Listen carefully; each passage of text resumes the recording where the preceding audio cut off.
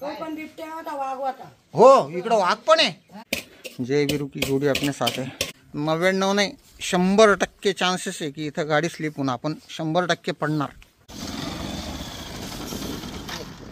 Wow पुन्हा एका नवीन video मध्ये आपलं सगळ्यांचं स्वागत आहे. आपण आलो आहे त्र्यंबकेश्वरला. आपण बहुतेक वरती गंगाद्वारला मागच्या दिशेने वरपर्यंत गाडी जाते तिथपर्यंत जाणार आहोत. आपल्या सोबत काही मुंबईहून मित्र आलेले आहेत त्र्यंबकेश्वरचं दर्शन घ्यायला. बघू शकता तुम्ही बाईकवर आले. वन डे रिटर्न ते परत त्यांना जायचं आहे म्हणून ते आपल्या सोबतच थोडीशी राईड करणार आहे. तर चला तर मग भेटूया पुढे. गंगाद्वारच्या मागच्या बाजूने बाईक वर जाते त्या बाजूला आपण निघूया. आता त्र्यंबकेश्वरच्या पुढे जव्हार रोडला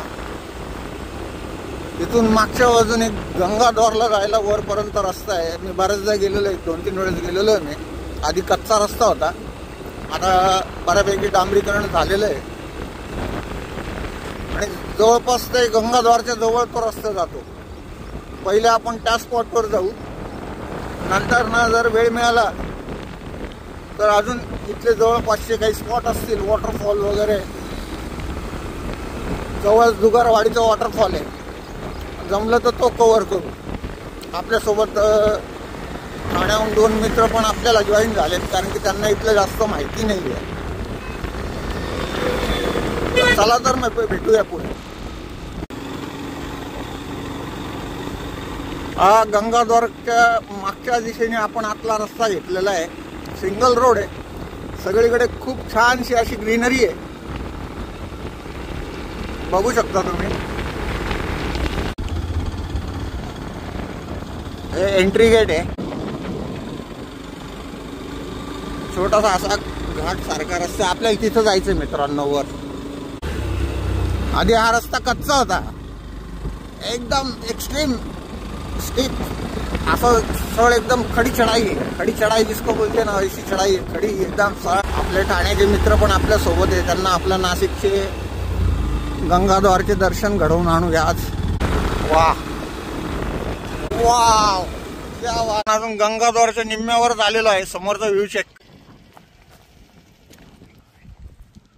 आपण थोडं वर गेल्यानंतर पूर्ण आपल्याला त्र्यंबकेश्वरचा व्ह्यू मिळेल. तर चला तर मग अजून वर जाऊया.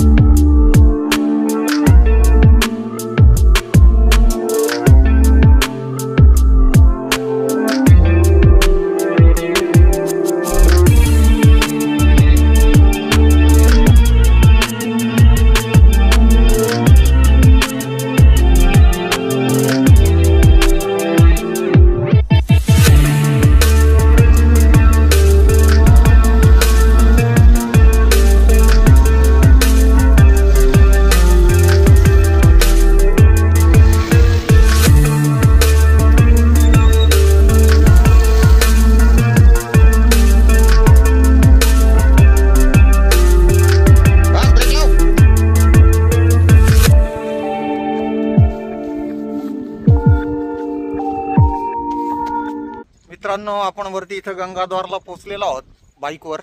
आणि समोर असा सुंदर असा व्ह्यू, पूर्ण त्र्यंबकेश्वरचा व्ह्यू आपल्याला मिळतोय. माझ्या डाव्या बाजूला निलगिरी पर्वत आहे, समोर ब्रह्मगिरी आहे आणि उजव्या हाताला गंगाद्वार आहे.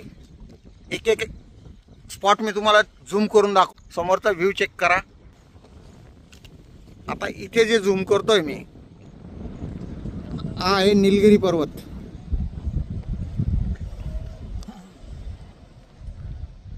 हे खाली जे आहे ते पूर्ण त्र्यंबकेश्वर आहे आणि या बाजूला जे आहे ते ब्रह्मगिरी पर्वत आहे.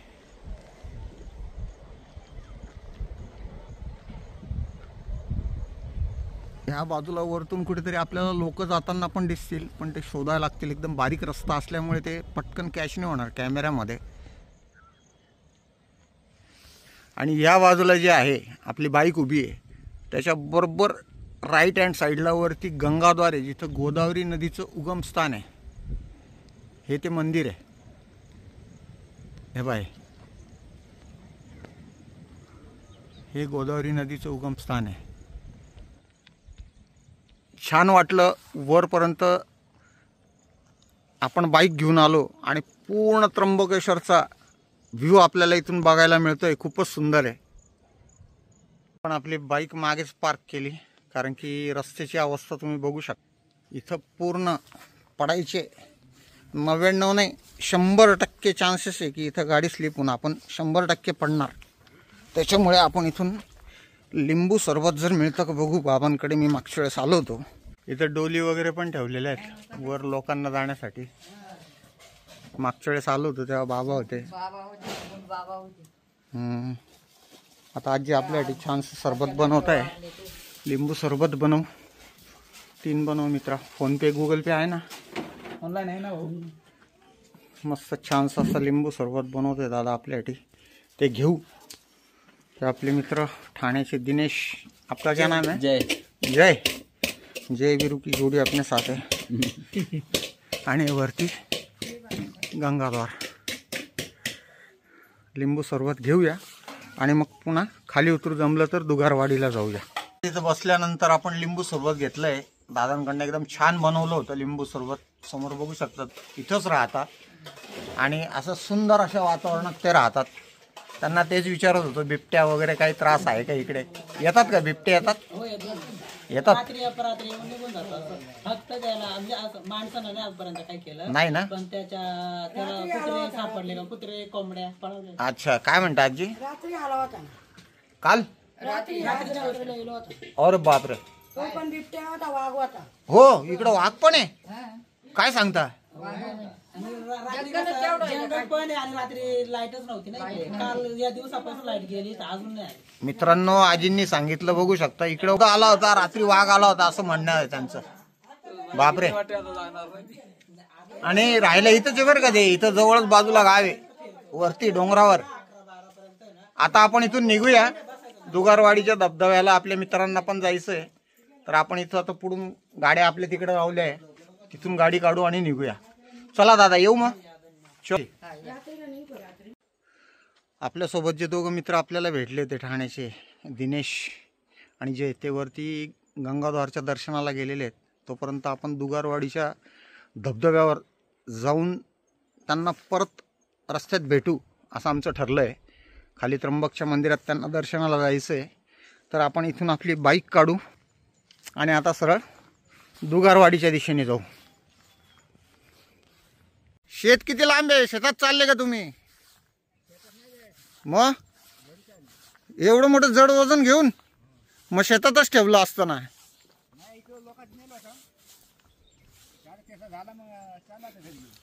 किती किलोमीटरवर आहे घर? जवळ आहे. चला चला, येऊ का? हो. या छानशा अशा व्ह्यूला जायचं तर इच्छा होत नाहीये इथून, कारण की समोरचा व्ह्यू तुम्ही चेक केल्यानंतर तुमची पण यायची इच्छा होईल. तशी माझी इथून जायची इच्छा होत नाहीये. या छानशा अशा व्ह्यूला आपण टाटा बाय-बाय करूया. जमलं तर दुगारवाडीच्या धबधब्याला जाऊया. नाही तर आपला ब्लॉग आपण इथंच एंड करतोय. निसर्गाच्या सानिध्यात खाली पूर्ण मोठं त्र्यंबकेश्वर आहे, भोलेंचं देवस्थान. हर हर महादेव. खाली बघू शकता पूर्ण नेचर. इकडे गंगाद्वार, ब्रह्मगिरी, खाली त्र्यंबकेश्वर. चला तर मग निघूया.